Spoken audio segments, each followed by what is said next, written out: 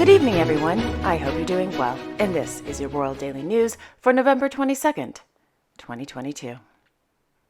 In Tokyo, their Imperial Majesties Emperor Naruhito and Empress Masako of Japan held an audience with the winners of the Persons of Cultural Merit at the Imperial Palace. Mr. Haifumi Kato, a 9th Dan shogi player, and Japanese singer Miss Yumi Matsutoya were among the 17 winners of the Persons of Cultural Merit. In his speech to the winners, the Emperor said, quote, "I hope that you will continue to do your best for the development of your respective fields." End quote. In Brussels, His Majesty King Philippe of the Belgians held an audience at the Palais Royal with the President of the Republic of Montenegro, Mr. Milo Djukanovic.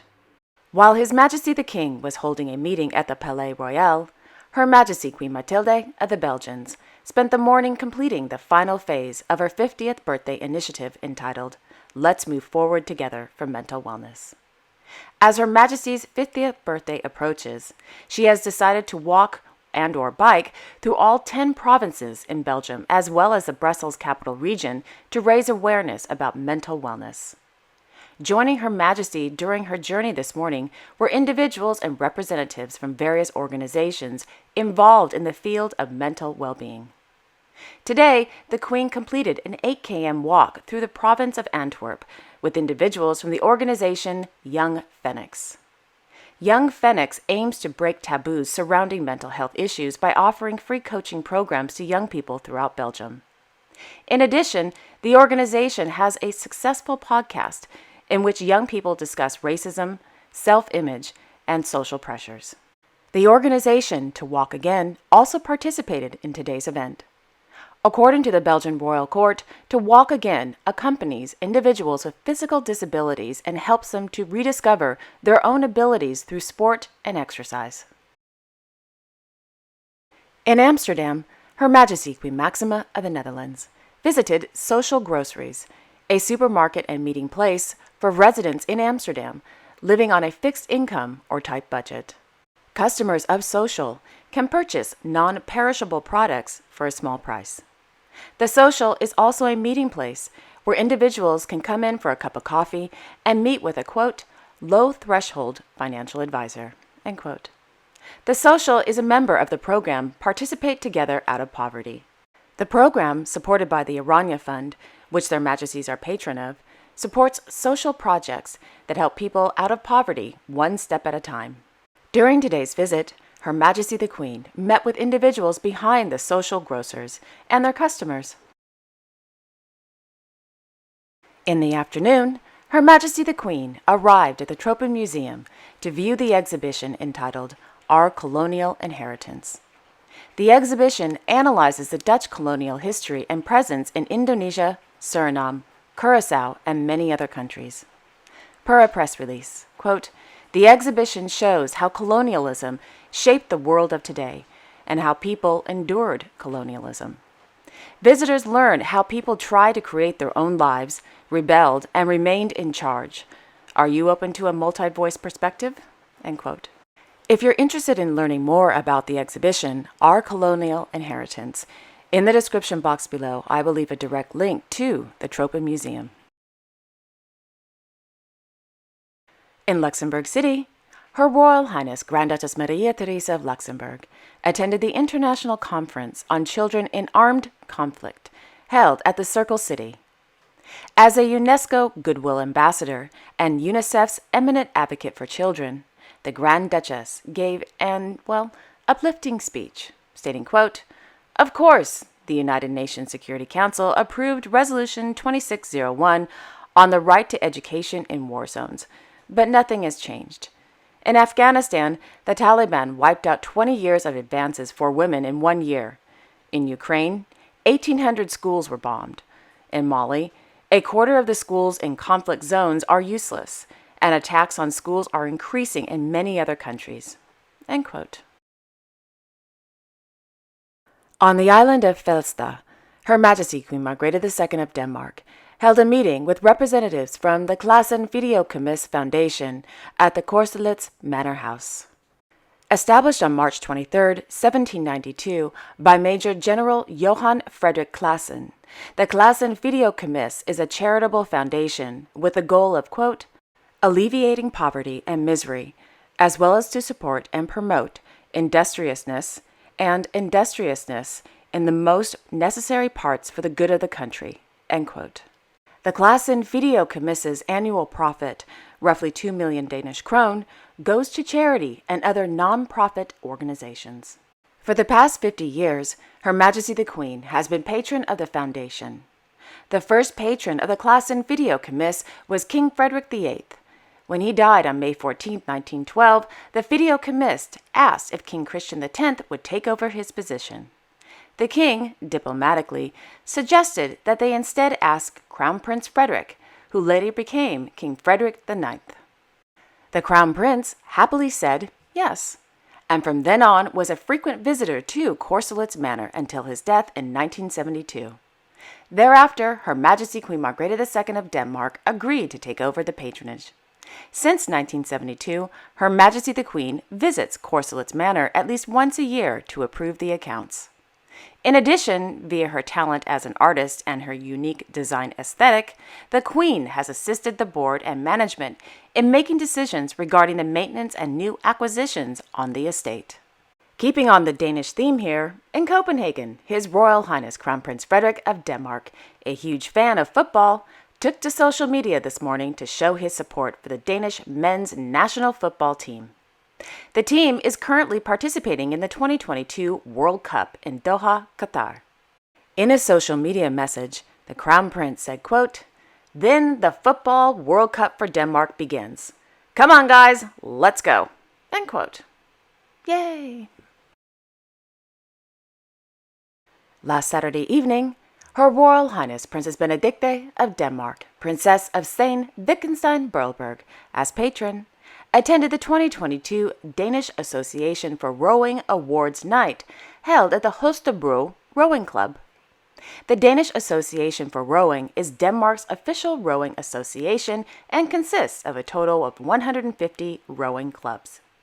The association's award night pays tribute to the year's best rowers.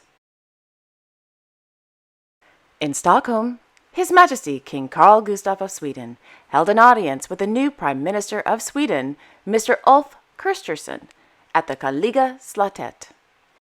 While His Majesty the King was participating in an exciting meeting with the new Prime Minister, Her Royal Highness Crown Princess Victoria of Sweden, in her capacity as Advocate Emerita for the Sustainable Development Goals, and His Royal Highness Crown Prince Haakon of Norway, in his capacity as the United Nations Development Goodwill Ambassador, began their 4-day visit to Kenya.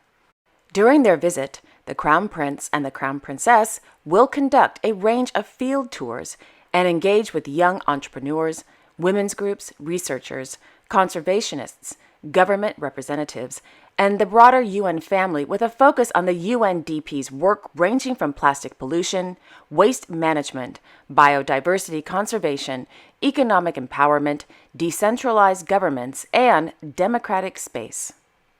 This morning, their Royal Highnesses attended the release of the United Nations Habitat Report entitled "Leave No One Behind: How a Global Instrument to End Plastic Pollution Can Enable a Just Transition for the People Informally Collecting and Recovering Waste." Thereafter, their Royal Highnesses visited the Anadan Labs, an AI, blockchain, and smart technology venture studio that builds, nurtures, and scales impact-driven tech startups across Africa. The Crown Prince and the Crown Princess also visited the Kitengela Waste Management Facility outside of Nairobi. Upon their arrival, their Royal Highnesses were welcomed with a traditional Maasai dance. Soon, they met with the founders of the UNDP-supported app that serves as a waste management tool, but also as a source of information on recycling and waste management.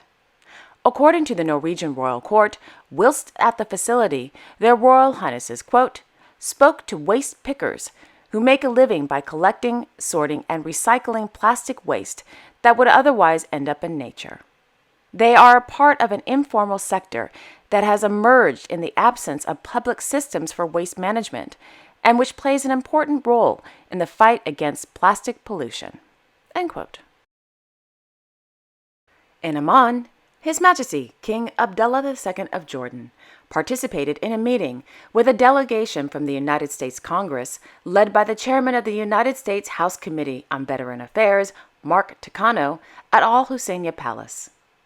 During the meeting, discussions focused on the historic ties and the strategic partnership between the Kingdom of Jordan and the United States of America, as well as means of expanding cooperation across all fields. His Majesty the King also expressed Jordan's appreciation of the support provided by the United States and its Congress in a number of sectors, stressing the importance of enhancing cooperation and maintaining coordination on issues of mutual concern in service of both countries. In the afternoon, His Majesty the King, as Supreme Commander of the Jordan Armed Forces Arab Army, witnessed a tactical exercise carried out by the Royal Special Guard Command and the King Hussein bin Ali Brigade, somewhere in the middle of nowhere in Jordan. In Doha, Her Highness Sheikha Moza bint Nasser of Qatar, as chairwoman of the Education Above All Foundation and a Sustainable Development Goals advocate, attended the launch of the SDG Pavilion on the sidelines of the FIFA World Cup Qatar 2022 held in the fan zone at Al Bida Park. Meanwhile, Her Highness Sheikha Al Mayasa bint Hamad Al Thani of Qatar, as the vice chairwoman of the Education Above All, attended the launch of the Scoring for the Goals campaign, which calls for unity and solidarity to achieve the Sustainable Development Goals on the sidelines of the FIFA World Cup Qatar 2022. The campaign includes live music performances, dialogue with world leaders, art installations, and football workshops. In Bahrain, His Highness Crown Prince Salman bin Hamad Al Khalifa of Bahrain attended the official opening of the International Exhibition and Convention Center in Al Shakir. The center, near the Formula One circuit, spans 95,000 square meters and has a grand hall with a 4,000-seat capacity, plus 10 other exhibition halls. It also houses 95 meeting rooms, 20 translation booths, as well as 25 restaurants, cafes, and retail units. During the opening, the Crown Prince, in his speech, noted the importance of tourism, saying that the sector's growth had been an important driver of Bahrain's comprehensive development. The Minister of Tourism said that the center will be a, quote, vital enabler in positioning Bahrain as an attractive destination for hosting global events and conferences, end quote. The new center will be a neighbor of the soon-to-be-developed Bahrain International Sports City, with the district having easy access to the Bahrain International Airport, major hotels, and tourist attractions. In Monte Carlo, Her Royal Highness Princess Maria Carolina of Bourbon Two Sicilies and Her Royal Highness Princess Maria Chiara of Bourbon Two Sicilies took to social media to announce they have completed the No Finish Line charity race in Monaco. The race, which ended on Sunday, raises money for sick and underprivileged children in Europe and abroad. In her social media post, Princess Maria Carolina said, quote, honored to have actively participated in the 23rd edition of the No Finish Line Monaco, a charity race that provides support to underprivileged children and sick children. Let's all fight together for a brighter future, end quote. Last week, the princesses, who are the daughters of their Royal Highnesses Prince Charles and Princess Camilla of Bourbon Two Sicilies, Duke and Duchess of Castro, were featured on the Belgian television network RTBF show entitled Gotha. In their segment, which lasted for about 5 minutes, Princess Maria Carolina and Princess Maria Chiara discussed their life growing up in Monaco, their family, and so much more. It was really fascinating. And finally, the President of the Republic of South Africa, Cyril Ramaphosa, arrived at Stansted Airport on Monday, privately, ahead of his state visit to the United Kingdom at the invitation of His Majesty King Charles III. This morning, their Royal Highnesses the Prince and Princess of Wales arrived at the Corinthia Hotel to officially greet the President on behalf of His Majesty the King. After a brief photo op for the press, the prince and the princess and the president traveled together to Horse Guards Parade for the official welcoming ceremony. Per Buckingham Palace, quote, "At Horse Guards Parade, the king and the queen consort formally welcomed the president at the royal pavilion. The guard of honor gave a royal salute before being inspected by the president, and the South African national anthem was played. The president and members of the royal family then traveled along the Mall to Buckingham Palace in carriages pulled by horses from the royal mews. In the afternoon, His Majesty the King invited the president to view a special display of objects from the royal collection and the royal archives relating to South Africa in the picture gallery at Buckingham Palace. Among the objects on display were a photograph of Princess Elizabeth giving her famous 21st birthday speech on April 21, 1947, broadcast from Cape Town during King George VI state visit to the country. A basket given to Queen Elizabeth, the Queen Mother, in 2001, and a South African bowl, which was given to Queen Elizabeth II during the last state visit in 2010. In the evening, their Majesties hosted a gala state dinner at Buckingham Palace in honor of the President's visit. Members of the royal family who attended this evening's gala included their Royal Highnesses the Prince and Princess of Wales, their Royal Highnesses the Earl and Countess of Wessex and Forfar, their Royal Highnesses the Duke and Duchess of Gloucester, and His Royal Highness the Duke of Kent. Her Royal Highness the Princess Royal and Vice Admiral Sir Timothy Lawrence are currently on an official visit to the Falkland Islands. Therefore, they were unable to attend tonight's gala dinner.